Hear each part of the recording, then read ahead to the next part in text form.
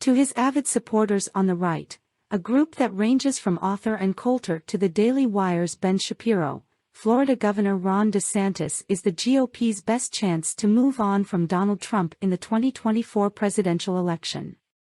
But DeSantis skeptics, who include never-Trump conservatives like former GOP strategists Rick Wilson and Tim Miller, don't share their enthusiasm. The Lincoln Project's Wilson, who lives in North Florida, doesn't believe that Republicans are ready to move on from Trump. Wilson has predicted that when all is said and done, the GOP will bend the knee to Trump in 2024 and give him the nomination. As Wilson sees it, Trump's legal problems will inspire Republican primary voters to rally around him. The Bulwark's Miller, meanwhile, views DeSantis as a divisive figure and has expressed doubts about his ability to win over swing voters outside of Florida. In an article published by The Guardian on April 10, journalist David Smith emphasizes that DeSantis and his followers would like to use Florida as a political blueprint for the rest of the United States in 2024. But the reporter notes that DeSantis is not universally loved in other states. While former U.S. President Donald Trump labors under the frayed slogan of "Make America Great Again," Smith reports, DeSantis is building a case to "Make America Florida," a phrase that appears on caps, flags, and other merchandise. If and when he announces a run for U.S. President in 2024, he will claim that he can repeat the formula in state after state across the U.S. Florida, his theory goes, is an incubator of conservative ideas that work. Smith adds, he dangles a carrot to Republicans who, weary of Trump's losing streak, are seeking a savior. But the governor's critics question whether his fixation on culture wars, "Florida is where woke goes to die," is quite as popular as it seems.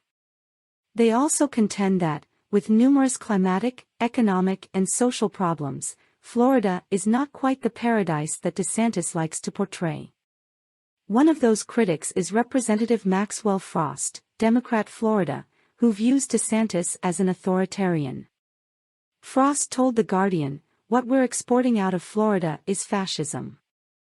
For him to sit there and say, "Oh, yeah, my bill on banning trans kids from talking about who they are is now equated to a top education system, it's just a bunch of bull ********, to be honest. Most Floridians hopefully will see through that. Another DeSantis critic is Brandon Wolf, press secretary of the gay rights group Equality Florida. Wolf told The Guardian, he's selling a blueprint for hate and bigotry. Ron DeSantis is being honest about one thing, and that is that he is trying to sell the snake oil of his authoritarian tactics in Florida to the rest of the country.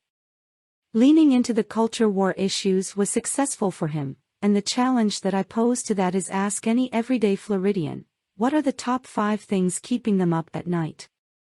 I guarantee you, they're not going to say someone in a wig reading Red Fish, Blue Fish at the library. The question of, has Florida been wildly successful, is best posed to people who are kept up at night by the cost of housing, the potential for dangerous storms. On January 24, DeSantis received a cold reception from a crowd of Philadelphia residents when he was in town to receive the Union League's gold medal.